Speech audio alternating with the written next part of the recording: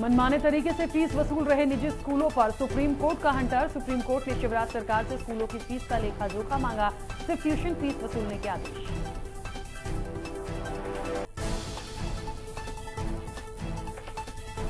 तीन सूत्रीय मांगों को लेकर हड़ताल कर रहे पटवारियों को हाईकोर्ट का झटका। हाईकोर्ट ने हड़ताल को अवैध घोषित करते हुए काम पर लौटने का दिया आदेश। कोर्ट ने सरकार से कहा 60 दिन में मांगों का करें निराकरण।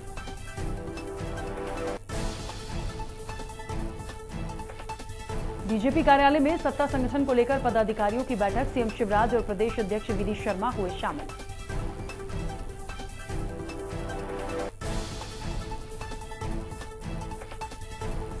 प्रदेश कांग्रेस अध्यक्ष कमलनाथ ने सीएम शिवराज को लिखा पत्र। कमलनाथ ने कहा, प्रदेश के हर नागरिक पर 30,000 रुपए का कर्ज, राज्य के वित्तीय हालातों पर श्वेत पत्र जारी करे सरकार।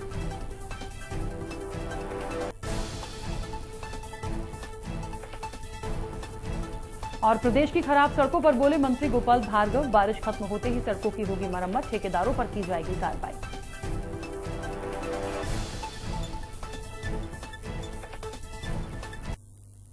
नमस्कार, खबर भारत देख रहे हैं आप। मैं हूं आपके साथ राखी। खबरों की शुरुआत करेंगे। निजी स्कूलों की मनमानी पर सुप्रीम कोर्ट का हंटर चला है। सुप्रीम कोर्ट ने शिवराज सरकार को आदेश जारी करते हुए सभी निजी स्कूलों को 3 सितंबर तक फीस का हिसाब देने के लिए कहा है। कोरोना काल में स्कूल संचालकों ने पहली से 12वीं तक के छात्रों से किस मद में कितनी फीस ली, उन्हें ये सब बताना होगा। इस आदेश के बाद अब प्राइवेट स्कूल संचालक ट्यूशन फीस के नाम पर मनमानी नहीं कर सकेंगे। कोरोना काल में स्कूलों को सिर्फ ट्यूशन फीस लेने का अधिकार है। कोरोना काल के दौरान खेलकूद, वार्षिक कार्यक्रम, लाइब्रेरी और सांस्कृतिक एक्टिविटी समेत अन्य तरह की फीस भी ली जाती है, उन पर अब रोक लग सकेगी। आपको बता दें कि कोर्ट ने पालक संघ मध्य प्रदेश की याचिका पर सुनवाई करते हुए सरकार को ये आदेश जारी किए हैं। कमलनाथ के अधिकारियों को धमकाने पर सीएम शिवराज सिंह चौहान ने प्रतिक्रिया दी है। सीएम शिवराज सिंह चौहान ने कहा कि रस्सी जल गई पर बल नहीं गया। सीएम ने कहा कि ये कमलनाथ की बौखलाहट है। कमलनाथ का अधिकारियों को धमकाने का अंदाज अलोकतांत्रिक है। इसके साथ ही मंत्री अरविंद भदौरिया ने भी कमलनाथ को नसीहत दी है। भदौरिया ने कहा कि प्रदेश में कमलनाथ ने 15 महीने सरकार चलाई लेकिन कुछ नहीं किया। कमलनाथ शासन में अधिकारियों कर्मचारियों की हालत बदतर थी। कमलनाथ ने ट्रांसफर उद्योग चलाया है। आपको बता दें कि पूर्व मुख्यमंत्री कमलनाथ ने अफसरों से कहा कि बीजेपी का बिल्ला जेब में रखकर काम मत करो, 2 साल बाद सरकार बदल जाएगी, यदि रिटायर हो जाओगे तो भी फाइल खुल सकती है।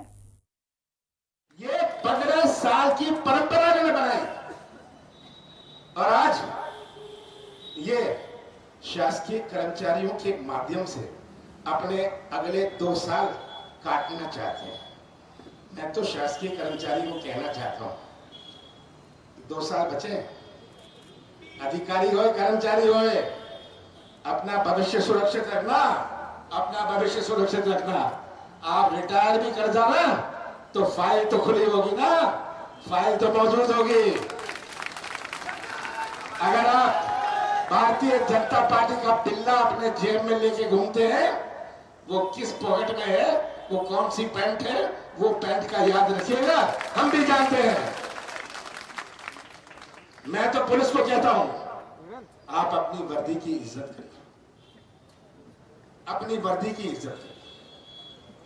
आप वर्दी पहनते हैं, किसी व्यक्ति की इज्जत, किसी पार्टी की इज्जत मत करिए, अपनी वर्दी की इज्जत करिए। कमलनाथ जी आजकल कर्मचारियों को धमका रहे हैं, देख लूंगा, मिटा दूंगा, जांच करवा दूंगा। 15 महीने क्या कर रहे थे? ये धमकाने वाला अंदाज अलोकतांत्रिक है, अभारतीय है। मध्य प्रदेश के कर्मचारी अधिकारी कर्तव्यनिष्ठ है, लेकिन लगता है कि बुरी तरह बौखलाए हुए हैं। मैं देख लूंगा। मैं कहता हूं पहले कांग्रेस पार्टी देख लो। छत्तीसगढ़ की निर्वाचित सरकार दिल्ली में परेड कर रही है, घर संभल नहीं रहा और कर्मचारियों को धमकाने निकले। मेरा कहना है कमलनाथ जी इस प्रकार के सपने देखते रहते हैं।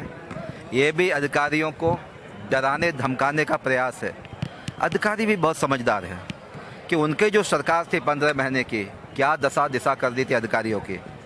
दलाली धंधे, ट्रांसफर उद्योग से लेकर हर प्रकार की बदमाशियों की पराकाष्ठा में कांग्रेस की सरकार रही है, तो ऐसी धमकी दे दे के अपने मन को संतुष्ट करते और अधिकारियों को डराने का एक कुत्सित प्रयास करते। लेकिन अधिकारी समझदार है, भारतीय जनता पार्टी की सरकार जनता जनार्दन की कृपा से 100% सेवा करते करते हम पुनः जीत के आएंगे और उपचुनाव में भी भारतीय जनता पार्टी पर जनता की कृपा रहेगी और कार्यकर्ताओं के विश्वास पर और माननीय मुख्यमंत्री के नेतृत्व पर हम लोग विजित होंगे, ऐसा पूर्ण विश्वास है। आज भारतीय जनता पार्टी भाजपा के नेताओं को अधिकारी कर्मचारियों के सम्मान की बात आ रही है। झूठ परोसने में लग गए कि कमलनाथ जी ने अधिकारी कर्मचारियों को चेतावनी दी, जबकि कमलनाथ जी ने उन अधिकारी कर्मचारियों को चेतावनी दी है जो भाजपा का जिला बिल्ला जेब में लेके घूमते हैं, जो भाजपा के कार्यालयों पर नजर आते हैं, जो निष्पक्ष ढंग से जनता के सुख दर्द में सहभागी नहीं बनते, जनता की समस्याओं का निदान नहीं करते हैं, जो आरएसएस की शाखाओं में नजर आते हैं, जो भाजपा के एजेंट की भूमिका में काम करते हैं, उनको चेतावनी दी।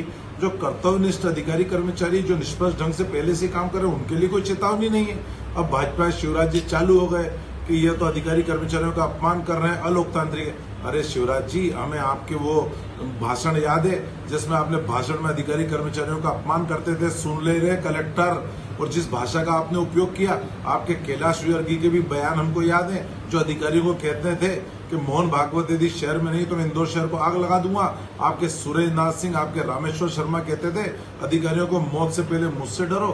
आपके सुरेंद्रनाथ सिंह अधिकारियों पे खुलेआम कर्मचारियों का अपमान करते थे। सबसे ज्यादा अधिकारी कर्मचारियों के साथ अभद्र व्यवहार, अपमान की और मारपीट की घटनाएं यदि किसी ने की है तो वो भाजपा सरकार में भाजपा नेताओं ने की है।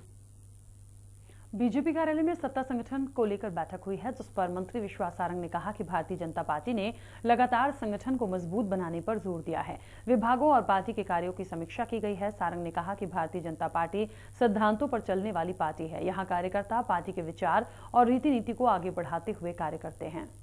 भारतीय जनता पार्टी में तो हम लगातार हमारा जो कैडर है उसको मजबूत करने के लिए हमारे पुराने कार्यक्रमों की समीक्षा और आगे की कार्य योजना के लिए बैठक करते हैं। ये हमारी रूटीन प्रक्रिया है, क्योंकि भारतीय जनता पार्टी कैडर पर चलने वाली पार्टी है, इसलिए इसमें कोई नया है ऐसा नहीं है। भारतीय जनता पार्टी का हर स्तर का कार्यकर्ता पार्टी के विचार को, पार्टी की रीति नीति को आगे बढ़ाते हुए समाज की सेवा में लगा रहे, यही हम सबका मंतव्य है। और किसी भी स्तर पर कोई भी हो, वो सबसे पहले कार्यकर्ता है। इसलिए संगठन के विस्तार के लिए, संगठन को मजबूत करने के लिए और जनता के कल्याण के लिए।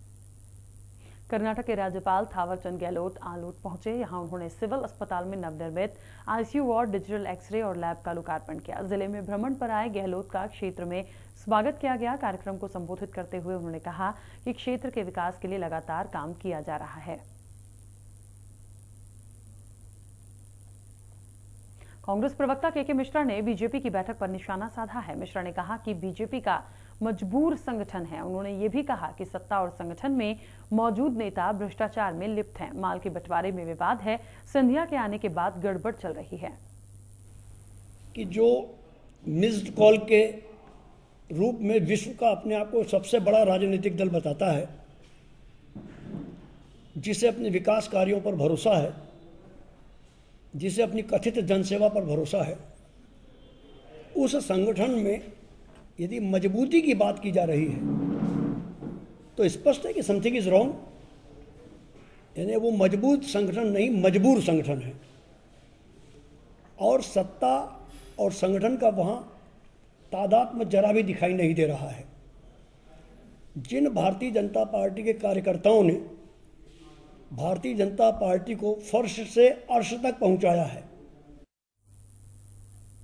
गृह मंत्री नरोत्तम मिश्रा ने पूर्व सीएम कमलनाथ के कर्मचारियों पर दिए बयान पर पलटवार किया है। मिश्रा ने कहा कि कर्मचारी संविधान के दायरे में काम करता है, कमलनाथ की धमकी से नहीं डरेगा। वहीं छत्तीसगढ़ में सियासी संकट पर उन्होंने कहा कि कांग्रेस सरकार खतरे में है। मैंने भी सुना, उन्होंने कहा बिल्ला लगाए घूम रहे हैं। अब ये बिल्ला और पट्टा तो कांग्रेस की संस्कृति है। ये जो बार बार कर्मचारियों को धमकाते हैं ना, इनसे इनके कार्यकर्ता नहीं धमक रहे हैं। इनके कहने पर चुप नहीं होते हैं। वो कर्मचारी की अपनी एक बाउंड्री है, सीमा है, उसके अंदर रह के कानून के दायरे के अंदर वो काम करता है।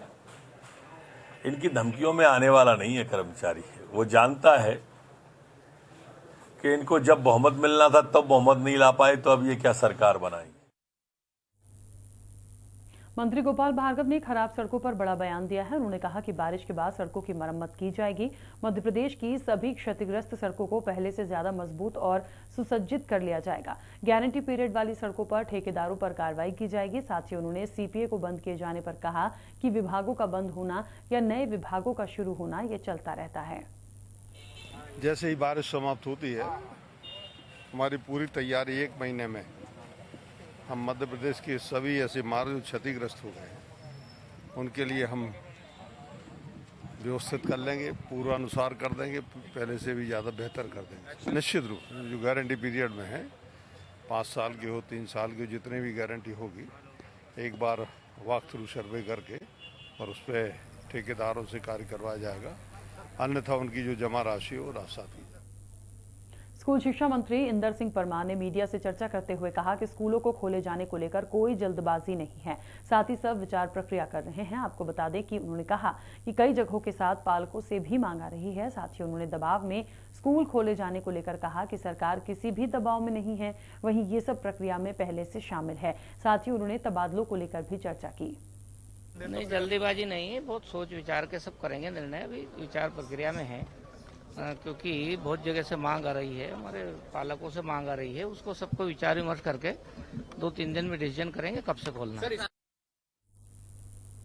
वन मंत्री विजय शाह ने पूर्व मुख्यमंत्री कमलनाथ के आदिवासी सम्मेलन पर निशाना साधा है। उन्होंने कहा कि कांग्रेस जनता के दुख दर्द को नहीं समझती। उन्होंने कहा कि शिवराज सरकार जनता के हित में काम कर रही है।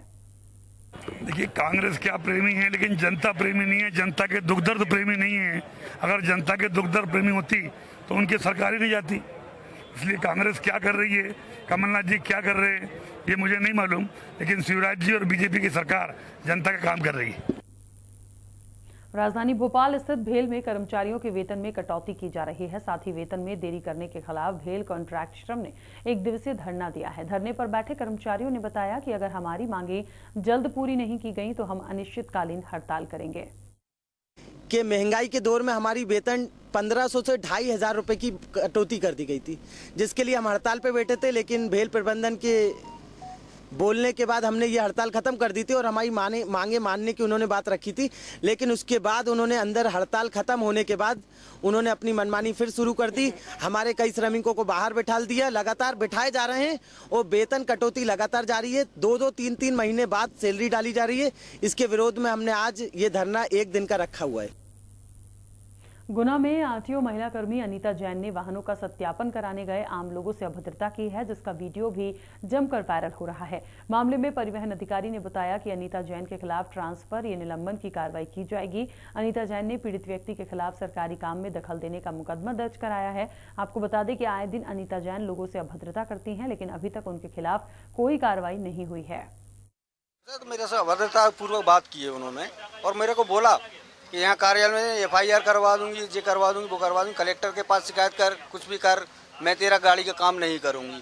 और जब मेरे साथ में, मैं थोड़ा पढ़ा लिखा हूँ, इसके बाद में मेरे साथ इस तरह की अभद्रता पूर्वक बात की गई, मेरा अपमान किया गया, मेरी बेइज्जती की गई वहाँ ऑफिस में। तो आम नागरिक के लिए और कितनी परेशानी करती होंगी इससे। तो बाद में ये पता चला कि जो व्यक्ति है वो पहले से मैडम से उनके बीच में कुछ विवाद रहा है। तो कल उसने वीडियो बना के अपलोड करी, वीडियो हमने देखी है, जिसमें बाबू की अभद्रता भी दिखी है। तो उस पर कुछ ना कुछ कार्रवाई की जाएगी। एक अधिकारी को इस तरह पेश नहीं आना चाहिए। हाँ, मतलब एक अधिकारी क्या, किसी भी शासकीय सेवक को अपने कम से कम कार्यालयीन समय के दौरान जब वो ड्यूटी पर है, किसी व्यक्ति से इस तरीके से पेश नहीं आना चाहिए। शाजापुर जिले के काला पीपल रेलवे स्टेशन पर एक महिला की मालगाड़ी की चपेट में आने से मौत हो गई। जानकारी के मुताबिक महिला रेल की पटरी पार कर रही थी, उसी समय मालगाड़ी की चपेट में आने से यह हादसा हुआ। पुलिस ने मर्ग कायम कर महिला की लाश को पोस्टमार्टम के लिए अस्पताल भेज दिया है। मृतक महिला की शिनाख्त रामसभा के रूप में की गई है। और इसी के साथ इस बुलेटिन में फिलहाल इतना ही। आप बने रहिए खबर भारत के साथ।